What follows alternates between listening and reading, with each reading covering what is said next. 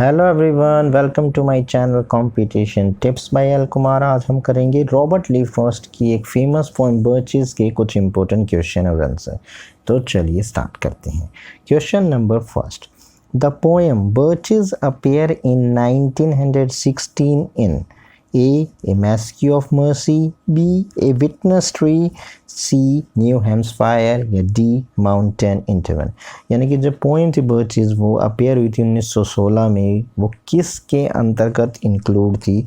तो इसका सही जवाब है ऑप्शन डी, माउंटेन इंटरवल के अंतर्गत थी वो। ऑप्शन डी इसका सही जवाब है।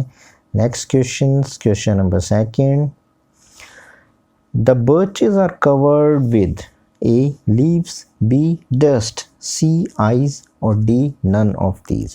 जो बर्चेस से वो किससे कवर थे? तो इसका सही जवाब है आइस से। ऑप्शन सी इसका सही जवाब है, क्योंकि जो बर्चेस से जो झुक गए थे किसकी वजह से झुके थे? आइस की वजह से, बर्फ की वजह से। Next question number third, like dash on hands and knees that threw their hair before them over their head to dry in the sun। तो ये डैश में क्या आएगा? Like A boys, B girl, C women और D children.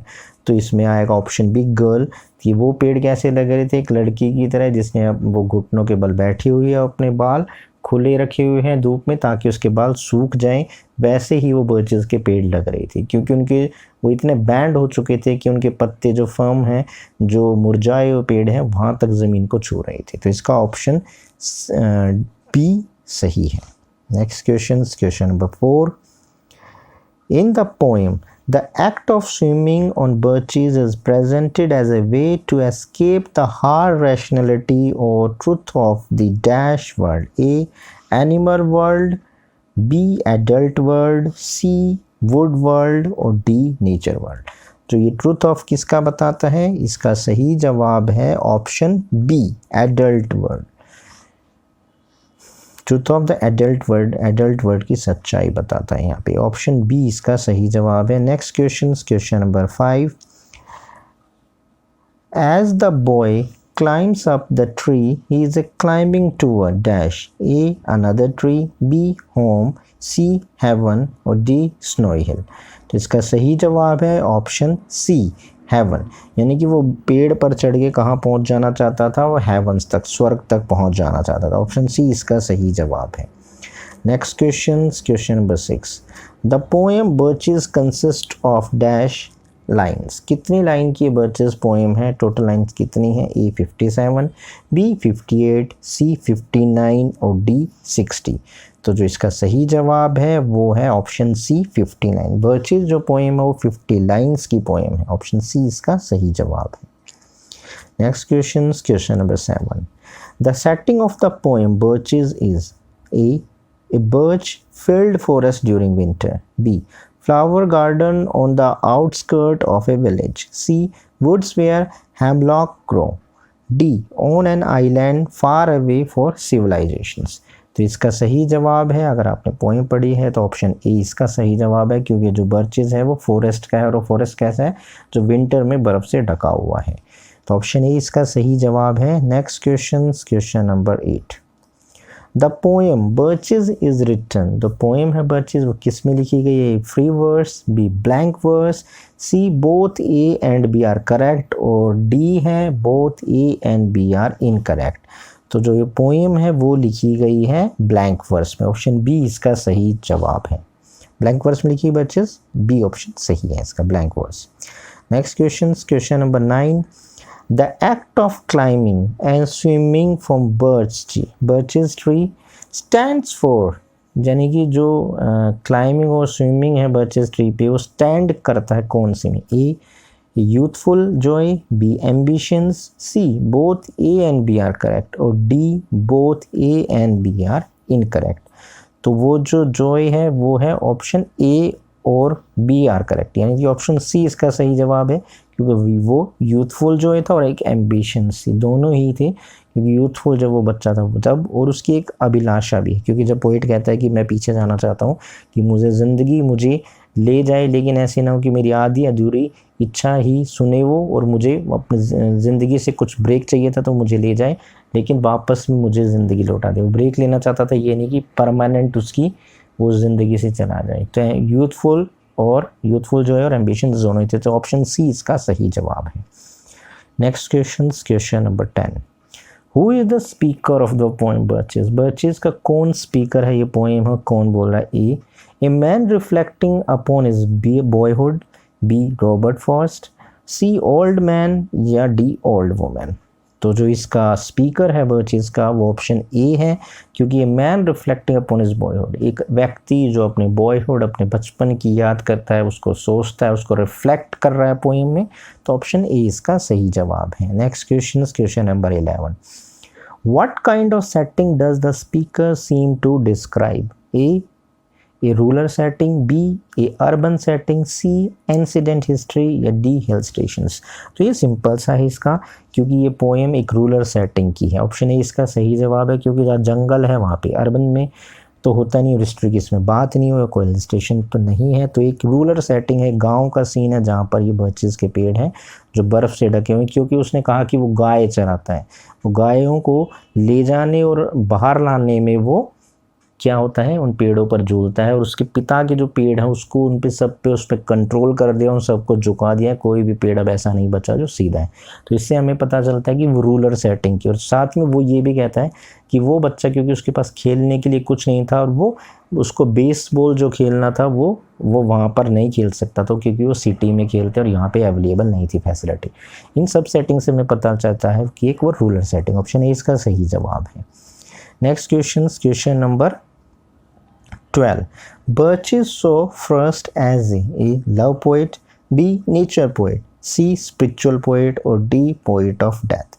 इसका भी simple सा जवाब है। अगर बर्चेस जो पूरी पोएम है वो नेचर को रिफ्लेक्ट करती है, वो उसको हर इतनी बारीक तरीके से देखता है कि कैसे पेड़ झुके हैं, कैसे बर्फ़ उन पे से गिरती है, कैसे बर्फ़ दिखती है क्रिस्टल्स ग्लास की तरह, और जैसे हेवंस की छत गिर रही है, पूरी तरीके से नेचर पोइट है। तो इसका मतलब ऑप्शन बी इसका सही जवाब है, natural poet. Next question number 13।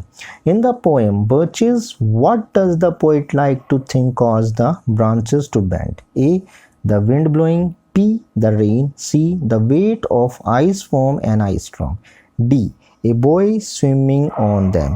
यानी कि उसकी जो चॉइस थी, अगर वो चाहता, उसको सोचना अच्छा लगता, उसका जो थिंक थी वो सबसे बेटर वो क्या चाहता था, तो इसका ऑप्शन डी है कि a boy swimming on them, यानी कि एक बच्चा उनको झूला हो, उसके वेट से वो झुकी हों, यानी कि हकीकत में तो वो बता रहा है कि वो बर्फ़ से झुकी हैं, बर्फ़ का जो तूफ़ान आया था उससे वो झुक जाते हैं और दोबारा कभी सीधे नहीं हो पाते।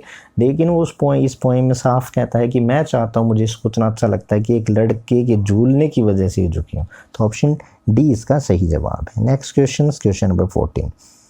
What actually bends the birches down to stay in first poem Birches? A ice storm, B children playing on them, C broken branches, और D heavy rain? तो इसमें हमने बता दिया कि ice storm, ऑप्शन ए सही जवाब है। एक्चुअली क्या होता है, ice storm की वजह से वो पेड़ चुके थे, ऑप्शन ए इसका सही जवाब है। Next question number 15। From which poem is the following line extract? Earth is the right place for love. A moving, B birches, C the onset, या डी द गिफ्ट आउटराइट? तो ये line the earth is right place, यानी कि धरती जो है वो सही है, ये पृथ्वी ही सबसे अच्छी जगह है जहाँ प्यार किया जा सकता है, या प्यार करने के लिए सबसे अच्छी जगह अर्थ ही है। ये फेमस लाइन है बर्चेस की, ऑप्शन बी इसका सही जवाब है। Next question number 16। Robert first favourite figure of speech was? वो मोस्टली जो उनकी फेवरेट फिगर ऑफ स्पीच थी वो कौन सी है? ए सिमिली, बी मेटामनी, सी ऑक्सीमोरन, या डी सिनेडिकी? तो जो रॉबर्ट फर्स्ट की फेमस कौन सी फिगर ऑफ स्पीच, तो ऑप्शन डी सिनेडिकी है, यानी कि एक उस चीज़ की जगह वो उस वर्ड्स का यूज़ करते हैं, सिनेडिकी है इसका आंसर, ऑप्शन डी इसका सही जवाब है। Next question number 17। How many times Robert Frost got Pulitzer Prize for fictions? A 2, B 3, C 4, और D 5? यानी कि रॉबर्ट फ्रॉस्ट को कितनी बार फेमस अवार्ड पुलित्जर प्राइज़ मिला है? तो इसका सिंपल सा जवाब है 4। और आप मेरी वीडियो देख सकते हैं, मैंने उसमें ईयर्स भी मेंशंस करे थे, तो आप ज़रूर वो वीडियो देखिए, उसमें पूरी इंपॉर्टेंट फैक्ट्स इस पोएम्स के दिए गए हैं विद जो क्वेश्चंस एग्जाम्स में आए वो भी। तो इसका आंसर है ऑप्शन सी, इसका सही जवाब है। Next question number 18, one could do worse than be a swinger of birches, यानी कि इन पेड़ों पे झूलने से भी ज़्यादा क्या वर्स हो सकता है, क्या बेकार हो सकता है। ये किसकी लाइनें हैं? Birches, the gift outright, C moving और डी मेंडिंग वॉल। तो ये जो है फेमस पॉइंट ऑप्शन ए इसका बर्चेस है। ये लास्ट लाइन है बर्चेस की जिसमें वो कहता है कि इन पेड़ों पर झूलने से और भी ज़्यादा चीज़ें ख़राब हो सकती थी लेकिन नहीं है। तो ये बर्चेस के लास्ट लाइन है, ऑप्शन ए इसका सही जवाब है। Next question number 19, earth is the right place for love, I don't know where it is likely to go better. ये किसकी लाइन है? ऊपर ऑलरेडी डिस्कस कर चुके हैं। अर्थ is the right place for love के लिए ये उसी की अगली लाइन है। वो कहता है कि धरती से, इस जगह से अच्छा कौन सा ऐसा राइट प्लेस होगा जहाँ प्यार किया जा सके। मैं नहीं जानता कि मुझे इससे अच्छा कौन सी जगह मुझे बेटर लगेगी। A birches, B the onset, C rider और डी फायर ऑफ आइस। तो इसका सिंपल सा जवाब ऑप्शन ए इसका सही जवाब बर्चेस। और आज का last question, When I see birches bend to dash and right, ये इसकी पहली लाइन है पोएम की। A left, B up, C down और डी टर्न। तो इसका सिंपल सा जवाब है ऑप्शन ए, यानी कि जब उसने बर्चेस को देखा था कैसे लेफ्ट और राइट टर्न किए हुए, मुड़े हुए। तो इसका ऑप्शन ए सही है। तो ये थे क्वेश्चंस, पोएम में ऑलरेडी अपलोड कर चुका हूँ, आप इन क्वेश्चंस को देखकर मिलते हैं अगले वीडियो में एक नए टॉपिक के साथ। तब तक के लिए हैव ए नाइस डे।